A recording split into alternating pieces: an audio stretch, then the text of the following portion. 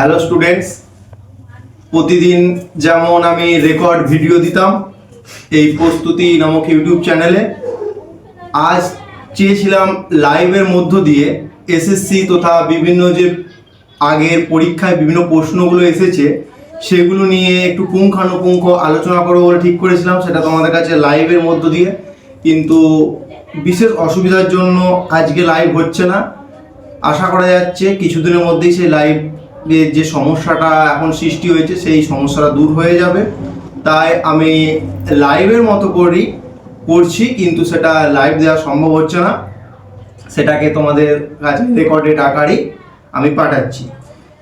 আমি এসএসসি বা মেনলি এটা এখন এসএসসি যে পরীক্ষাগুলো চলছে বা upcoming SSC, CGL, CHSL, GD, MTS এই সমস্ত এক্সামগুলোকে বেসড করে এসএসসির বিভিন্ন বছরে যে সমস্ত প্রশ্নগুলো এসেছে সেরকমভাবেই আমি 20টা প্রশ্ন সেট একটা তৈরি করেছি। এবং আমরা সকলেই জানি এসএসসি নতুন করে সেরকম প্রশ্ন তৈরি করে না, ওরা রিপিটেড প্রশ্নকে এরা বেশি ফেভার করে। তো সেরকমই আমি 20টি প্রশ্ন নিয়ে তোমাদের কাছে রেকর্ড ক্লাস উপস্থাপন করছি। আর এরা আমার বন্ধু তথা এই একই চাকরির ইয়েতেই তারা চেষ্টা করছে বিভিন্ন চাকরির ক্ষেত্রে নিজেকে নিযুক্ত করবার জন্য। তাদের আগে তোমাদের সাথে আলাপ আলোচনা করে দিই।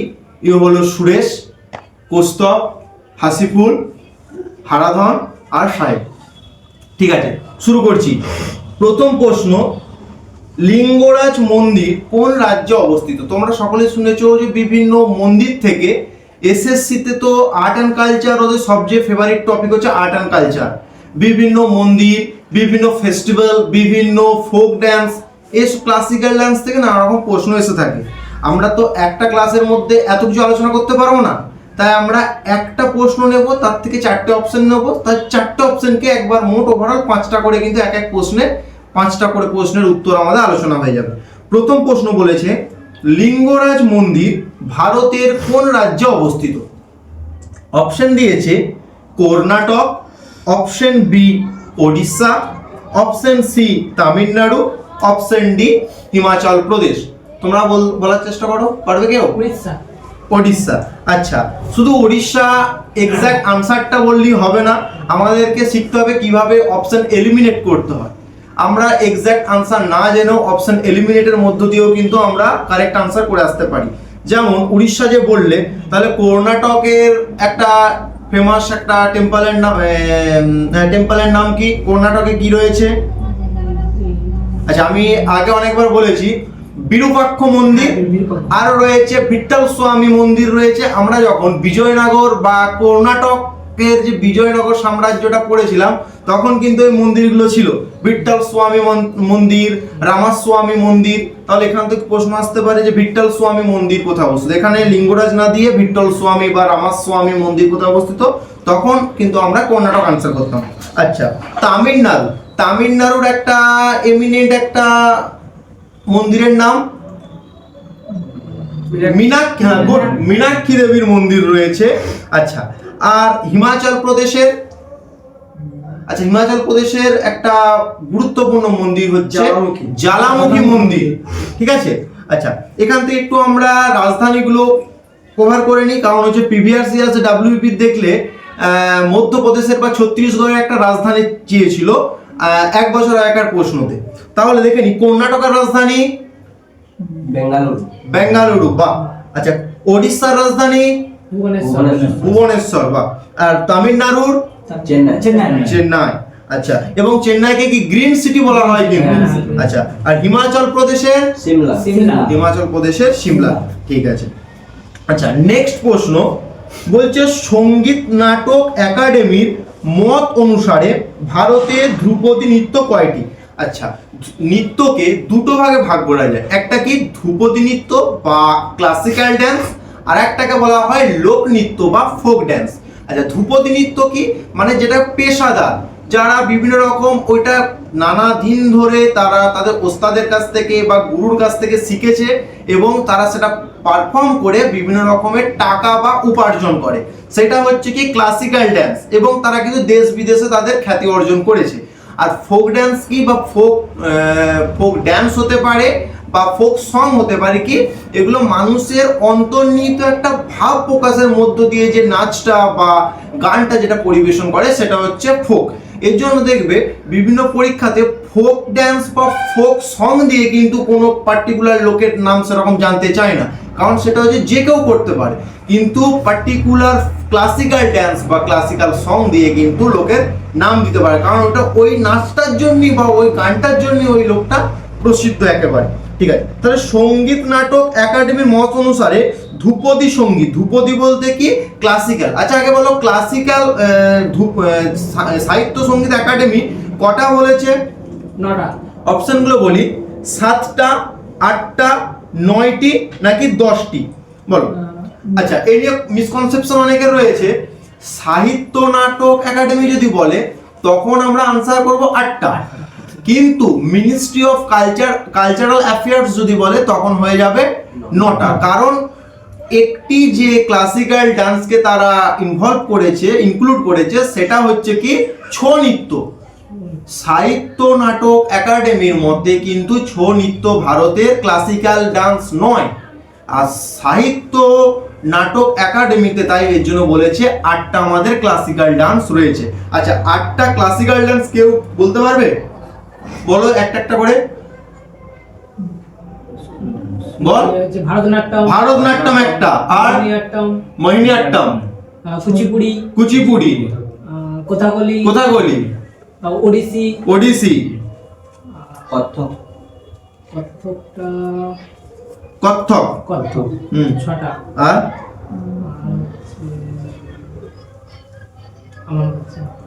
আচ্ছা, তামিলনাড়ুতে একটা রয়েছে সেটা হচ্ছে ভারতনাট্যম। কেরল সাইডে কি আছে? দুটো রয়েছে, একটা কথাকলি, একটা মোহিনীঅট্টম। আচ্ছা, আর ওড়িশাতে যেটা রয়েছে ওড়িশি। মণিপুরে একটা রয়েছে মণিপুরি। আচ্ছা, আর কত্থক কি ইউপি অর্থাৎ উত্তর দিকে রয়েছে কত্থক। আর কি কটা হয়েছে? 5টা। 5টা না 6টা? 6টা। আর একটা অসমে রয়েছে। অসমে যদি এটা নিয়ে সবারই মধ্যে মানে মিসকনসেপশন থাকে, সেটা হচ্ছে বিহু। বিহু কিন্তু ক্লাসিক্যাল নয়, বিহু ফোক ড্যান্স। ক্লাসিক্যাল বললে কিন্তু সত্রিয়া। ঠিক আছে? আচ্ছা, আর আরেকটা আমাদের বাকি রয়েছে অন্ধ্রপ্রদেশের কুচিপুড়ি। তাহলে 8টা হয়ে গেল। তাহলে আমাদের সাহিত্য নাটক একাডেমি যদি বলে তাহলে কটা আমাদের ক্লাসিক্যাল ড্যান্স রয়েছে বা সং ক্লাসিক্যাল ড্যান্স রয়েছে? 8টা। আর যদি বলা হয় আমাদের মিনিস্ট্রি অফ কালচারাল অ্যাফেয়ার্স কটা? 9টা রয়েছে। কোনটা অ্যাড হয়েছে মিনিস্ট্রি অফ কালচারাল? ছৌ নৃত্যটা। আচ্ছা, ছৌ কিন্তু 3 ধরনের হয়।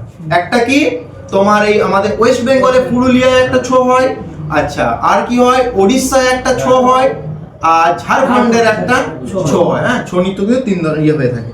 আচ্ছা, তারপরে নেক্সট প্রশ্ন, প্রথম কোন ভারতীয় ব্যক্তিত্ব যিনি গ্র্যামি পুরস্কার পান? আচ্ছা, সর্বপ্রথম প্রশ্ন, গ্র্যামি পুরস্কার কিসের জন্য দেওয়া হয়? গ্র্যামি পুরস্কার সঙ্গীতের জন্য কিন্তু গ্র্যামি পুরস্কার দেওয়া হয়। আচ্ছা, তাহলে এখান থেকে প্রশ্ন আসতে পারে যে গ্র্যামি পুরস্কার কোন ক্ষেত্রে যুক্ত? সঙ্গীত ক্ষেত্রে কিন্তু যুক্ত। আচ্ছা, 4 জনের নাম দিয়েছে, বলছে প্রথম কোন ভারতীয় ব্যক্তিত্ব পেয়েছেন? অপশন বলছে পণ্ডিত রবিশঙ্কর, অপশন বি বলছেন শিবকুমার শর্মা, অপশন সি ওস্তাদ বিসমিল্লাহ খান, অপশন ডি জাকির হোসেন। আগে বলতে হবে পণ্ডিত রবিশঙ্কর কিসের সাথে যুক্ত? সেতারের সাথে যুক্ত। বা আচ্ছা, শিবকুমার শর্মা সন্তর সাথে যুক্ত। আচ্ছা, ওস্তাদ বিসমিল্লাহ খান সানাই, আর ডক্টর জাকির হোসেন তবলা। আচ্ছা, তাহলে প্রথম ভারতীয় ব্যক্তিত্ব পেয়েছেন কে? গ্র্যামি পুরস্কার। এই 4টির মধ্যে সর্বপ্রথম গ্র্যামি পুরস্কার কে পেয়েছেন? পণ্ডিত রবিশঙ্কর। আচ্ছা, গ্র্যামি পুরস্কার কবে থেকে দেওয়া হচ্ছে? সর্বপ্রথম 1958 সাল থেকে দেওয়া হচ্ছে। আর রবিশঙ্কর কবে পেয়েছে? ঠিক তার 10 বছর পর, 1968 সালে। মনে থাকবে? আচ্ছা, তার যে অ্যালবামটার নাম কি? ওয়েস্ট মিটস ইস্ট, এটা অ্যালবাম। আর যদি বলা হয় মহিলা, এটা তো ধরো ছেলেদের দিকে হলো, যদি বলা হয় প্রথম কোন মহিলা গ্র্যামি পুরস্কার পেয়েছেন? তানভি শাহ।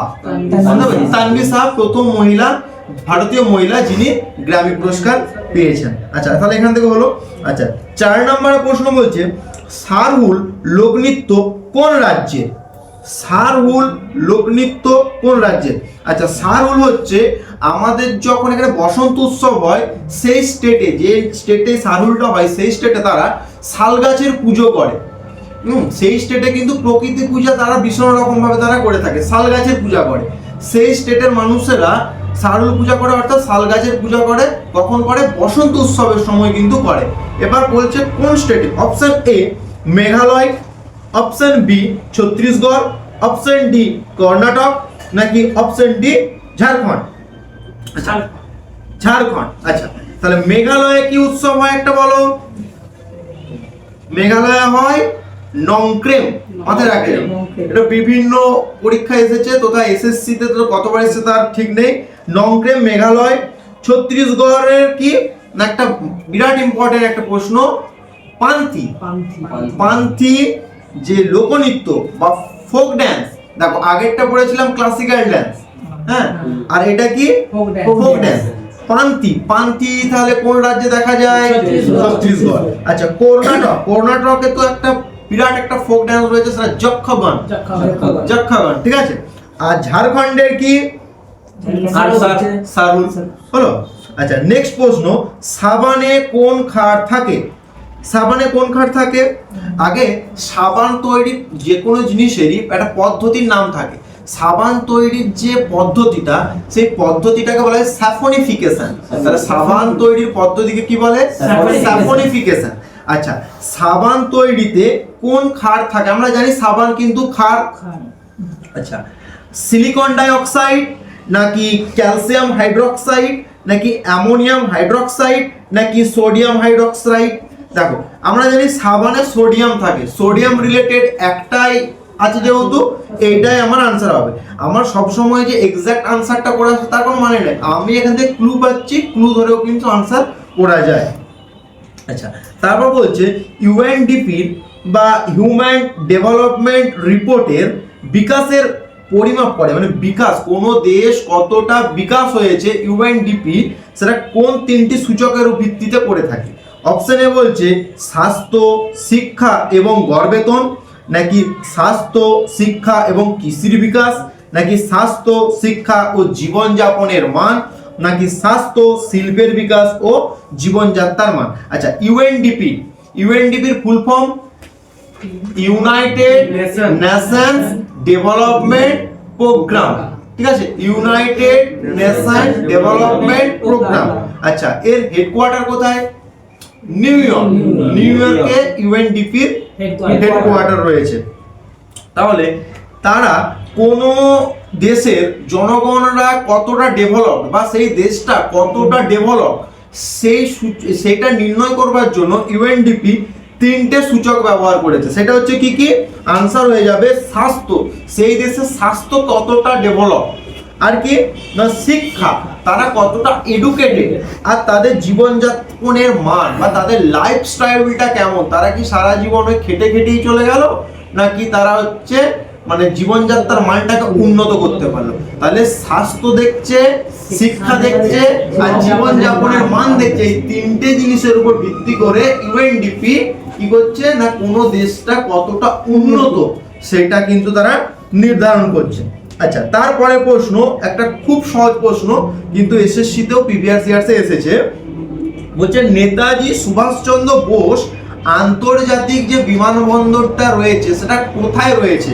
অপশন এ, আচ্ছা ঠিক তোরা ঠিক বলেছিস, কলকাতা, কিন্তু অপশন বলছে দিল্লি। তাহলে দিল্লিতে কি রয়েছে? ইন্দিরা গান্ধী আন্তর্জাতিক বিমানবন্দর। আচ্ছা, ইন্দিরা গান্ধী আন্তর্জাতিক বিমানবন্দর ওটা কিন্তু আমাদের ভারতের কিন্তু বৃহত্তম এয়ারপোর্ট বা বিমানবন্দর। হ্যাঁ, পোর্ট দুই ধরনের হয়, একটা এয়ারপোর্ট, একটা সি পোর্ট, seaport। ঠিক আছে। আচ্ছা, তাহলে এখানে আনসার কলকাতা বি হয়ে গেছে। তাহলে সি এতে বলছে মুম্বাই। তাহলে মুম্বাইয়ের যে এয়ারপোর্টটা রয়েছে তার নাম কি? ছত্রপতি শিবাজি বা সান্ত ক্রুজ। শিবাজি। হ্যাঁ, আর চেন্নাই কি রয়েছে? মিনাবাক্কাম।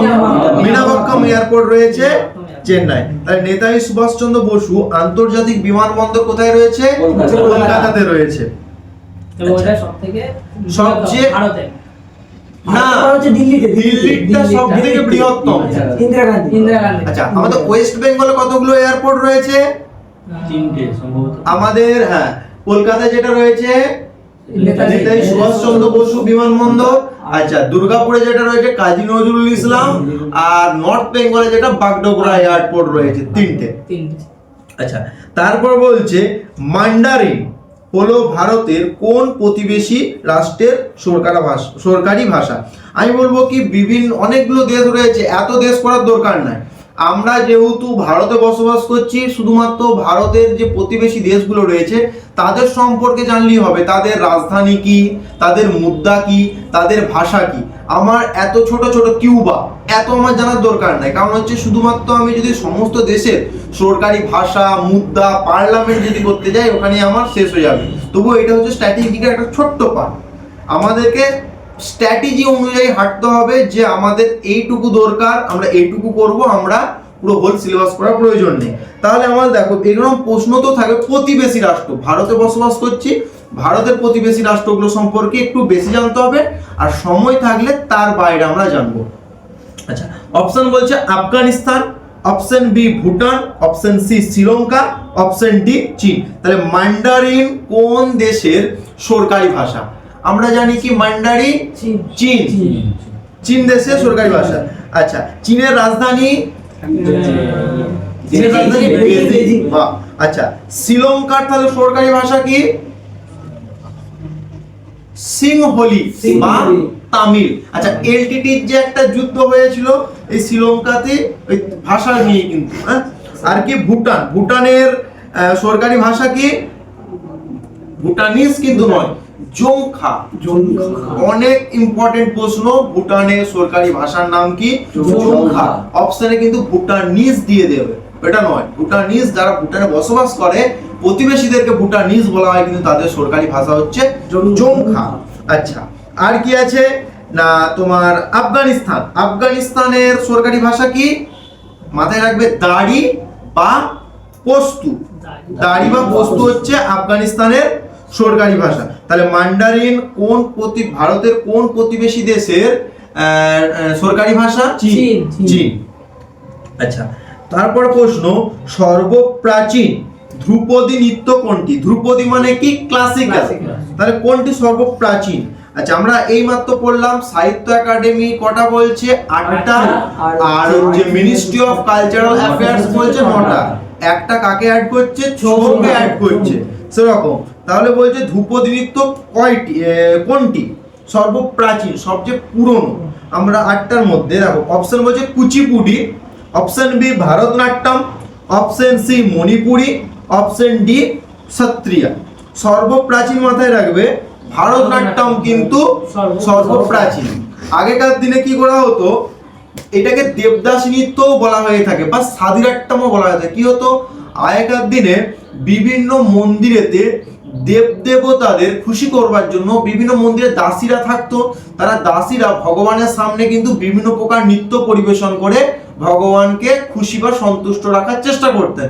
কিন্তু পরবর্তীকালে এই বিষয়টা আস্তে আস্তে আস্তে একটা নেগেটিভ বা নোংরা দিকে চালু হতে থাকে। এর জন্য একটা টাইম কিন্তু ইংরেজ সরকাররা কি এই নৃত্যটাকে বন্ধ করে দিয়েছিল। আস্তে আস্তে রুক্মিণী দেবী, নাম শুনেছ হয়তো, রুক্মিণী দেবী কিন্তু ভারতনাট্যমের সঙ্গে যুক্ত। এই রুক্মিণী দেবী কিন্তু আবার এই ভারতনাট্যম নৃত্যটাকে আবার রেনোভেট করেন বা পুনরুজ্জীবিত করেন। এর জন্য ভারতনাট্যমের সাথে একজন ব্যক্তির নামই সবচেয়ে বেশি ইম্পর্টেন্ট, স্যার রুক্মিণী দেবী। কেন ইম্পর্টেন্ট? কারণ রুক্মিণী দেবী হচ্ছে ভারতনাট্যম নৃত্যটাকে আবার তিনি পুনরুজ্জীবিত করেছিলেন। হলো? আচ্ছা, আর এগুলো কোন রাজ্যের এগুলো বলা হচ্ছে না, কারণ আগে বলেছি। আচ্ছা, 10এর প্রশ্ন হচ্ছে সৌরজগতের উষ্ণতম গ্রহ কোনটা? এটা কিন্তু একটা ইন্টেলেকচুয়াল প্রশ্ন। আমি সৌরজগতের গঠনের পার্ট 1 ভিডিওতে বলেছি কোন গ্রহটা বেশি উষ্ণ হওয়ার থাকা সত্ত্বেও সেই গ্রহটা উষ্ণ না হয়ে অন্য একটি গ্রহ উষ্ণ হয়েছে। তোমরা কিন্তু চাইলে এই সৌরজগৎ সংক্রান্ত ভিডিওটা আমি একবারে ডিটেলসে আমার চ্যানেলে দেওয়া রয়েছে। পার্ট 1টা দেওয়া হয়েছে, পার্ট 2টাও রেডি হয়ে গেছে। সরস্বতী পুজোর জন্য একটু বন্ধ রয়েছে, সরস্বতী পুজোর পরেই কিন্তু পার্ট 2টা আপলোড হয়ে যাবে। তোমরা কিন্তু যদি সৌরজগতের এই ভিডিওটা দেখো আমার চ্যানেলে, তাহলে কিন্তু সৌরজগতের থেকে যে সমস্ত পরীক্ষায় প্রশ্ন এসেছে বা আসতে পারে সেই সংক্রান্ত সমস্ত প্রশ্নগুলো কিন্তু তোমরা নিজেরাই খুব অনায়াসে সলভ করতে পারবে। এর জন্য বলবো আমার প্রস্তুতি নামক ইউটিউব চ্যানেলটা তোমরা ফলো করো এবং তোমরা সাবস্ক্রাইব করে রাখো, বেল আইকনটা প্রেস করে রাখো। যখনই আমি কোনো এই চাকরির বিভিন্ন পরীক্ষার আপডেটও দেব এবং তার সাথে সাথে যে আমাদের যে প্রিপারেশনটা চলছে এই প্রিপারেশনটা তোমাদের মধ্যেও কিন্তু কন্টিনিউ রাখতে কিন্তু আমার চ্যানেলটাকে সাবস্ক্রাইব করে রাখতে হবে এবং বন্ধুদের সামনেও কিন্তু শেয়ার করতে হবে, যাতে আমি আরো বেশি বেশি উৎসাহিত হয়ে তোমাদের সামনে আরো মজাদার করে বিভিন্ন কঠিন বিষয়গুলোকে তোমাদের সামনে উপস্থাপন করতে পারি। তাহলে সৌরজগতের উষ্ণতম গ্রহ কোনটি? অপশন এ বুধ, অপশন বি মঙ্গল, অপশন সি শুক্র, অপশন ডি বৃহস্পতি। আনসার কি হবে? শুক্র। আচ্ছা, শুক্র কেন আনসার হবে? কারণ হচ্ছে শুক্রতে সবচেয়ে বেশি তোমার কার্বন ডাইঅক্সাইড। হ্যাঁ দেখো, এখানে কিন্তু সবাই উত্তর করে দেবে সূর্যের পরে রয়েছে যেহেতু বুধ রয়েছে, বুধ সবচেয়ে বেশি উত্তপ্ত হওয়ার কথা। কারণ যেহেতু সবার প্রথম রয়েছে, কিন্তু বুধ কিন্তু সবচেয়ে বেশি উষ্ণ গ্রহ নয়। কারণ কি না, সেখানে কিন্তু কার্বন ডাই অক্সাইডের পরিমাণটা ততটা নেই। কিন্তু বুধের পরেই যে গ্রহটা রয়েছে শুক্র গ্রহ, সেই গ্রহের কিন্তু কার্বন ডাই অক্সাইডের পরিমাণ 96.5%। আর আমরা জানি বিশ্ব উষ্ণায়ন তথা গ্রিন হাউস এফেক্টের জন্য কিন্তু যে গ্যাসটা দায়ী, সবচেয়ে বেশি যে গ্যাসটা দায়ী সেটা হচ্ছে কার্বন ডাই অক্সাইড। এই কার্বন ডাই অক্সাইডের জন্য আমাদের পৃথিবীর এত তাপমাত্রা বেড়ে যাচ্ছে। সেটা কার্বন ডাই অক্সাইড আমাদের বায়ুমণ্ডলে কত রয়েছে? 0.003%। তাতেই আমাদের এখানে এত উষ্ণতা। তাহলে শুক্র গ্রহেতে 96.5% অর্থাৎ 100 ভাগের মধ্যে 96.5 ভাগ কার্বন ডাই অক্সাইড আছে। তাই কিন্তু শুক্র গ্রহ সব থেকে হটেস্ট প্ল্যানেট বলা হয়। ঠিক আছে, আচ্ছা বুধ তাহলে কিন্তু হচ্ছে না। আচ্ছা, মঙ্গল গ্রহ কিন্তু খুব ঠান্ডা। আমাদের সৌরজগতে বা সোলার সিস্টেমে দুটো গ্রহের মধ্যে আইস ক্যাপ রয়েছে। আইস ক্যাপ মানে কি? বরফের আচ্ছাদন রয়েছে।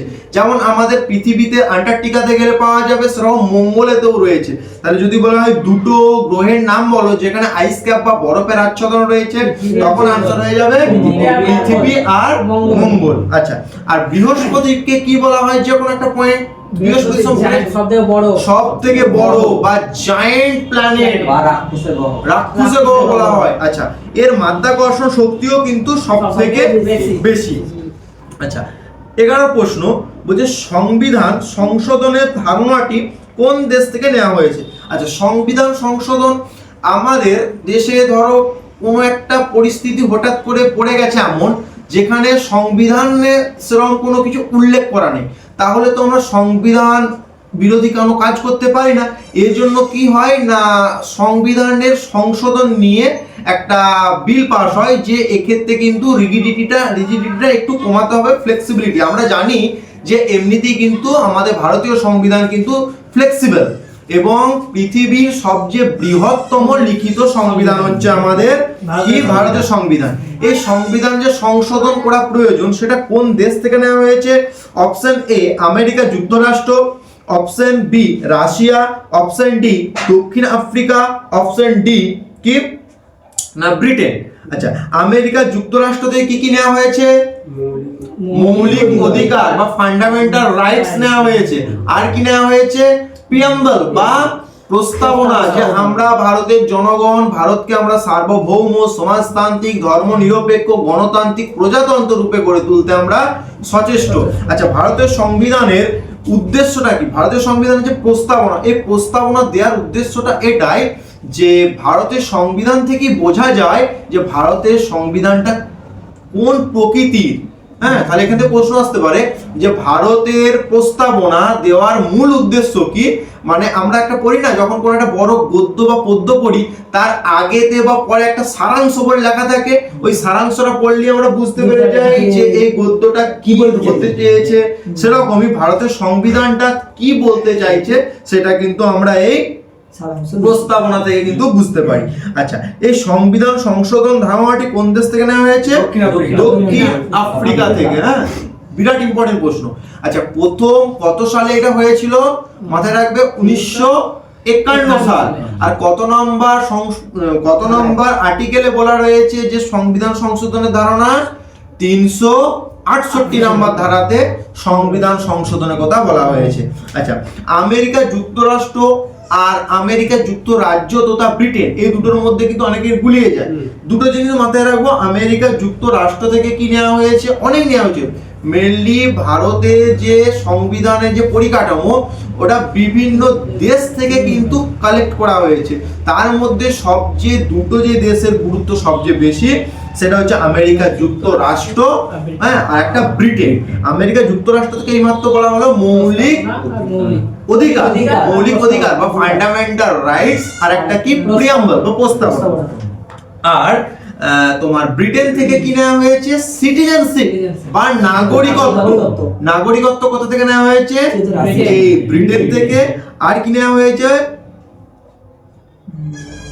দ্বিকক্ষ। আমাদের যে লোকসভা রাজ্যসভা দুটো কক্ষ নয়, হ্যাঁ, উচ্চ কক্ষের নাম হচ্ছে রাজ্যসভা, আর লোয়ার হাউসের নাম হচ্ছে কি লোকসভা। সেটা নেওয়া হয়েছে কিন্তু ব্রিটেন থেকে। আচ্ছা, একটা প্রশ্ন যদি ধরে আলোচনা করা হয়, প্রচুর সময় ওয়েস্ট হয়ে যাবে। আবার এরকম ধরনের প্রশ্ন আসবে। আমি প্র্যাকটিস সেটটাতে সমস্ত ধরনের প্রশ্ন রেখেছি, হিস্ট্রি, জিওগ্রাফি, স্ট্যাটিক পার্ট, মানে এসএসসি যেভাবে আসে ঠিক সেভাবেই রেখেছি। তো আমি একটা প্রশ্নকে নিয়ে বেশি দীর্ঘায়িত আলোচনা করছি না, পরবর্তী ক্ষেত্রে আবার এই নিয়ে আলোচনা হবে, তোমরা দেখতে থাকো। এই সমস্ত যে প্রশ্নগুলো নিয়ে একটা মানুষের মধ্যে ভয়, সেই ভয়টা দূর হয়ে যাবে। আচ্ছা, পরবর্তী প্রশ্ন, কন্যাশ্রী প্রকল্প কবে চালু হয়? দেখো, পশ্চিমবঙ্গ সরকার বিভিন্ন রকম কিন্তু প্রকল্প চালু করেছে, তার মধ্যে সবচেয়ে পপুলেটেড স্কিম হলো কন্যাশ্রী প্রকল্প। আচ্ছা, এই প্রকল্পটা কবে চালু হয়েছিল? অপশন এ বলছে 2013, 2015, 2016 নাকি 2017? 2013। এটা কিন্তু ডাব্লিউবিপির প্রিভিয়াস ইয়ার্সে এই প্রশ্নটা এসেছিল যে কন্যাশ্রী প্রকল্প কবে চালু হয়। তাহলে আনসার হয়ে যাবে 2013। আচ্ছা, আমি টপিক ওয়াইজ আস্তে আস্তে হচ্ছে আমার ক্লাস। তো আমি একটা ক্লাসে ইন্ডিয়ার অর্থাৎ আমাদের সেন্ট্রালের যতগুলো প্রকল্প রয়েছে আর রাজ্যের যতগুলো প্রকল্প রয়েছে, আমি সমস্ত প্রকল্পগুলো কেন করা হয়েছে, উদ্দেশ্য কি, কত সালে করা হয়েছে, সেগুলো নিয়ে একটা ভিডিও বানিয়ে দেবো আলাদা। আচ্ছা, তারপরে প্রশ্ন, একটা ফিজিক্স থেকে প্রশ্ন রেখেছে, সেটা হচ্ছে নলকূপের হাতল কোন শ্রেণীর লিভারের উদাহরণ? এই লিভার থেকে কিন্তু বিভিন্ন রকমের প্রশ্ন এসে থাকে। হ্যাঁ, এই কোন শ্রেণীর, সেইটার জন্য কিন্তু আমাদের তিনটে জিনিস জানতে হয়, একটা আলম্ব, একটা বলবাহু, একটা হচ্ছে ভারবাহু। আচ্ছা, আলম্ব কি? যাকে কেন্দ্র করে দুটো অংশ নড়াচড়া করে, সেটা কিন্তু ফিক্স থাকবে, সেটা আলম্ব। বলবাহু কি? যেখানে আমরা প্রেস করি। আর ভারবাহু কি? যেখানে কাজটা হয়। আচ্ছা, বলবাহুর প্রথম শ্রেণীর উদাহরণ কি? দেখো, আমরা যখন দাড়ি পাল্লাটা ওজন করি, মাঝে থাকে দাড়িটা, এই সাইডে একটা তাওয়া রাখা হয়, এই সাইডে তাওয়া রাখা হয়, তাহলে কি এইদিকে এভাবে হ্যাঙ্গিং করে, কিন্তু মাঝে যে আলম্বটা সেটা ফিক্স থাকে। তাহলে একদিকে থাকে বলবাহু, মানে একদিকে যেখানে আমরা বাটখারাটা দিই, আর একদিকে আমরা যে দ্রব্যটা কেনা বেচা করি সেটা রাখি, তাহলে এটা ভারবাহু। তাহলে একদিকে বলবাহু, একদিকে ভারবাহু, মাঝে থাকছে আলম্ব বা কাঁটাটা। হ্যাঁ, তাহলে এটা কি প্রথম শ্রেণীর লিভারের উদাহরণ। তাহলে এরকমই দেখো, নলকূপের হাতলটাও দেখো, আমরা একদিকে হ্যান্ডেলটা যখন প্রেস করি, সেটা কি আমরা বল প্রয়োগ করছি, বলবাহু, আর এইদিকে কি জলটা তুলছে, এটা ভার তুলছে, ভারবাহু।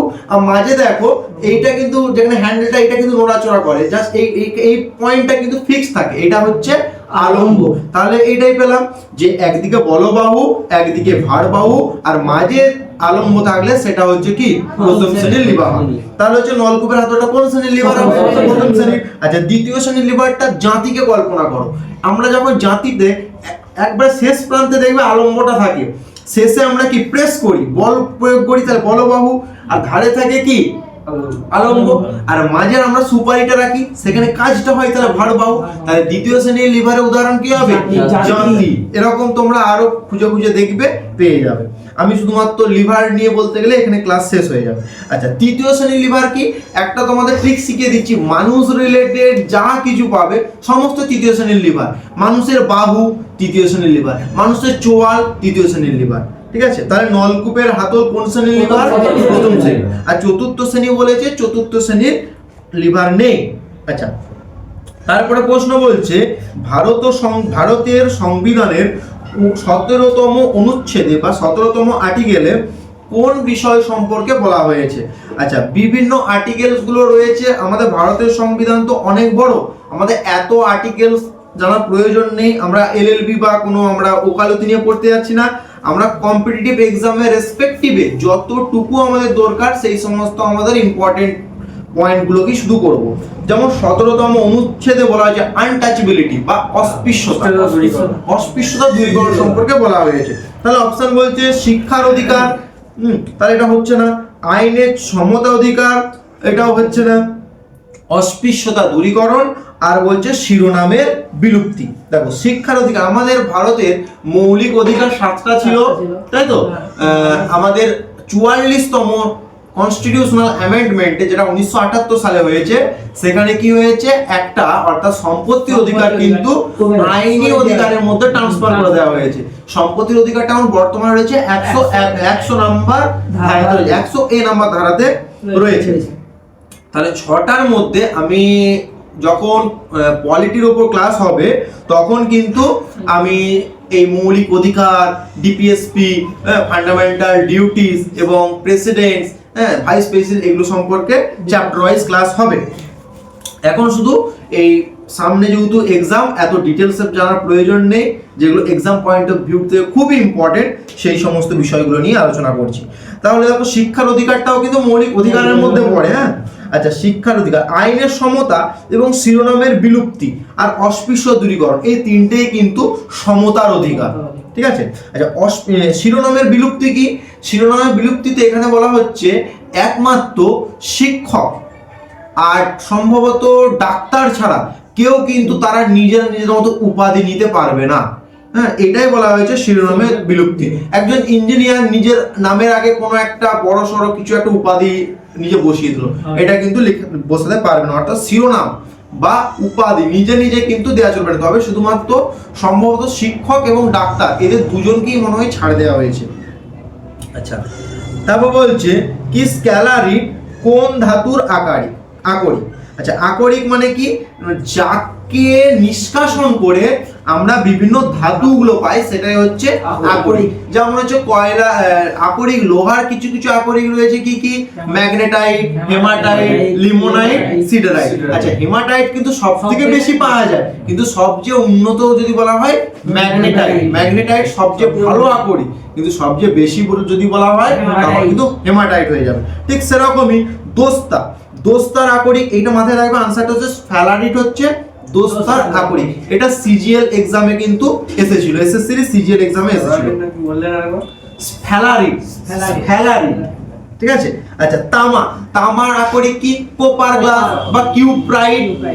আচ্ছা দোস্তার কিন্তু আরো রয়েছে জিঙ্ক অক্সাইড, জেডেনও, জিঙ্ক ক্যালামাইন, এগুলো সব রয়েছে। আচ্ছা টিনের ক্যাসিটেরাইট। হ্যাঁ আচ্ছা তারপর প্রশ্ন 16 নাম্বার, ঋগ্বেদে স্তোত্রের সংখ্যা কয়টি? দেখো 4টি বেদ রয়েছে, আমরা জানি কি সবচেয়ে প্রাচীন বেদের নাম কি? ঋগ্বেদ। ঠিক আছে, সেরকম ঋগ্বেদটা একটু বেশি আমাদেরকে গুরুত্ব দিয়ে পড়তে হবে। বা 1028টা স্তোত্র রয়েছে। অপশন দিয়েছে 1028, 1152, 1176 এবং 1124। তাহলে কতটা আছে ঋগ্বেদে? 1028টা। বা আরেকটা কোশ্চেন আছে, ঋগ্বেদের শ্লোকের সংখ্যা এই মুহূর্তে মনে করছেন কত?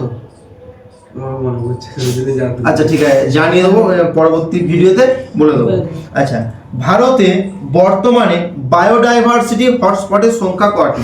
আচ্ছা, বায়োডাইভার্সিটি হটস্পট কি না, যে সমস্ত অঞ্চলে জীববৈচিত্র্য সব থেকে বেশি পরিমাণে পাওয়া যায় সেটা কি বলা হয় থেকে জীববৈচিত্র্যের হটস্পট। আচ্ছা, এই শব্দটি সর্বপ্রথম ব্যবহার করেন 1988 সালে নরম্যান মায়ার্স কিন্তু সর্বপ্রথম এই জীববৈচিত্র্য হটস্পট কথাটি ব্যবহার করেন। সব থেকে বেশি হটস্পটের রয়েছে ভারতে 4টি মানে এরকম হটস্পট রয়েছে। কি কি না, এক হচ্ছে আন্দামান নিকোবর দ্বীপপুঞ্জ অঞ্চলে সুন্দাল্যান্ড একটা রয়েছে। আচ্ছা, আর কি রয়েছে? পশ্চিমঘাট পর্বতমালা। আচ্ছা, পশ্চিমঘাট পর্বতমালাকে আমরা আরেকটা কি নামে জানি বলো? সহ্যদ্রী। আচ্ছা, পূর্বঘাটকে মলয়াদ্রি।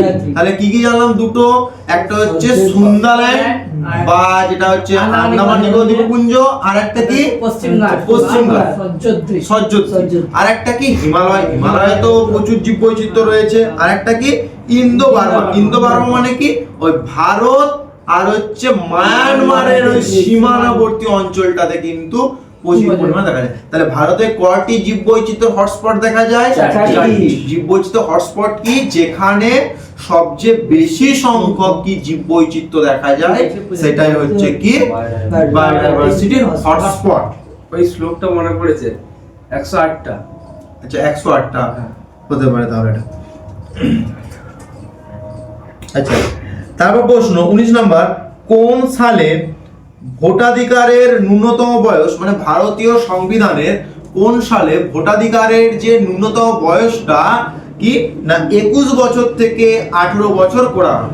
অপশন এ বলছে 1976, 1961, 1978 নাকি 1989। হ্যাঁ, 1988 তে অ্যাকচুয়ালি 1988 তে বিলটা পাস হয়েছিল কিন্তু লাগু হয়েছিল 1989। আচ্ছা, এখান থেকে কিন্তু জানতে চাই যে কততম সংবিধান সংশোধন, যেমন 42তম যে সংবিধান সংশোধনটা ওটা একটা তম হয়, সেটা একটা সালে হয়, তাই তো? যেমন হচ্ছে 1976 সালে যে সংবিধান সংশোধনটা হয়েছে সেটা 42তম, 1978 সালে যে সংবিধান সংশোধনটা হয়েছে সেটা 44তম। তাহলে যে 1989 সালে যে সংবিধান সংশোধন হয়েছে সেটা কততম বা 61তম। তাহলে এখান থেকে অনলাইনে হিসেবে মনে রাখবো আমরা ভারতীয় সংবিধানের 61তম কনস্টিটিউশনাল অ্যামেন্ডমেন্ট বা সংবিধান সংশোধন যেটা হয়েছিল 1989 সালে। সেখানে ভারতের ভোটাধিকারের যে ন্যূনতম বয়স 21 বছর থেকে কমিয়ে 18 বছর করা হয়। ঠিক আছে? আচ্ছা, নেক্সট প্রশ্ন এবং সর্বশেষ প্রশ্ন আজকের, মৌর্য বংশের পর মগধে কোন বংশ রাজত্ব করেছিল? মৌর্য বংশের পর মগধে কোন বংশ রাজত্ব করেছিল? আচ্ছা, এখান থেকে আলোচনা করব সর্বপ্রথম মগধকে কেন্দ্র করেই কেন সমস্ত বংশগুলো আসছে। ঠিক আছে, এটা আমি যখন ডেসক্রিপটিভ যখন ক্লাসে আলোচনা করব তখন তোমরা বুঝতে পারো খুব ভালোভাবে। তাহলে মৌর্য বংশের পর কোন বংশ মগধে রাজত্ব করেছিল? অপশন বলছে নন্দ বংশ, অপশন বি বলছে গুপ্ত বংশ, অপশন সি বলছে কুষাণ বংশ, অপশন ডি বলছে শুঙ্গ বংশ। আচ্ছা, কুষাণ বংশ নয়, শুঙ্গ বংশ। আচ্ছা, আমি জানতে চাইছি প্রতিটা বংশ থেকে একজন উল্লেখযোগ্য রাজার নাম বলো। নন্দ বংশ থেকে একজন উল্লেখযোগ্য রাজা, হ্যাঁ বলো। ধননন্দ কিন্তু শেষ রাজা এবং কি সর্বশক্তিশালী রাজা ছিল নন্দ বংশের মধ্যে, এবং খুব বাজে রাজা ছিল একেবারে। কোনো কথা হলে জনসাধারণের কাছ থেকে অতি চোরা হারে কিন্তু সে কি করতো না রাজস্ব আদায় করতো। ঠিক আছে, এমনকি নন্দ বংশের এই রাজা ধননন্দ এতটাই যে সে সৈন্যবাহিনী স্ট্যাক করে রেখেছিল যে সেই সময় আলেকজান্ডার দ্য গ্রেট যাকে বলা হয় সে কিন্তু মগধ আক্রমণ করতে এসে শুনেছিল যে ধননন্দ কিন্তু মগধে রাজত্ব করছে এবং ধননন্দ কিন্তু খুব দুঃসাহসিক একজন ব্যক্তিত্ব, যার ভয়েতে কিন্তু আলেকজান্ডার আর মগধ আক্রমণ করেননি, একমাত্র ধর্মনন্দের জন্য। এইটা ডাব্লিউপি প্রিভিয়াস ইয়ার্সে প্রশ্ন এসেছে যে আলেকজান্ডার যখন ভারত আক্রমণ করে তখন মগধে কোন রাজা সিংহাসনে অধিষ্ঠিত ছিলেন? ধর্মনন্দ। হলো? আচ্ছা, তাহলে নন্দ বংশ থেকে ধর্মনন্দ করলাম, আর প্রতিষ্ঠাতা কি? মহাপদ্ম নন্দ। তারপরে বলছে গুপ্ত বংশ। গুপ্ত থেকে তো অনেক আছে, সমুদ্রগুপ্ত, যাকে কি বলা হয়? ভারতের নেপোলিয়ন। ভারতের নেপোলিয়ন বলা হয় সমুদ্রগুপ্ত। আর কি আছে? কুষাণ বংশ থেকে একটা, কুষাণ বংশ থেকে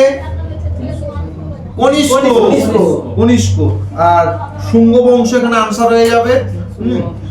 শুঙ্গ বংশের একজন রাজা পুষ্যমিত্র শুঙ্গ, যে কি না সে যোগ করেছিল, একটা বিরাট অশ্বমেধের যজ্ঞ করেছিল। যে অশ্বমেধের যজ্ঞে ব্রাহ্মণ কে ছিল? মহর্ষি পতঞ্জলি। মহর্ষি পতঞ্জলি কিন্তু এই শুঙ্গ বংশের রাজা পুষ্যমিত্র শুঙ্গ যখন সে অশ্বমেধের যজ্ঞ করছিল তখন কিন্তু পুরোহিতটা ব্রাহ্মণ ছিল। হলো? তাহলে এখানে হলো, তাহলে নন্দ বংশ বসবার পরে কারা রাজত্ব করবে? মৌর্য। আর মৌর্যর পরে কারা রাজত্ব করবে? শুঙ্গ বংশ। ঠিক আছে, আজকে এই এসএসসি বিভিন্ন যে পরীক্ষাতে এই 20টা প্রশ্ন নিয়ে আমরা আলোচনা করলাম। হ্যাঁ, এটা এক প্রকার প্র্যাকটিস সেট হিসাবে তোমরা গ্রহণ করতে পারো, বা তোমরা এগুলো খাতায় কিন্তু লিখেও তোমরা কিন্তু নিজেদের পড়াশোনা তথা স্টাডিকে কিন্তু চালিয়ে যেতে পারো। আচ্ছা, এভাবে যদি পড়ো একটা বিষয়কে নিয়ে, তাহলে কিন্তু কোনো অসুবিধা হবে বলে আমি মনে করছি না। তবে একটু একাগ্র চিত্ত কিন্তু লাগবে, একটু ভালোভাবে একটু পড়াশোনা করতে গেলে।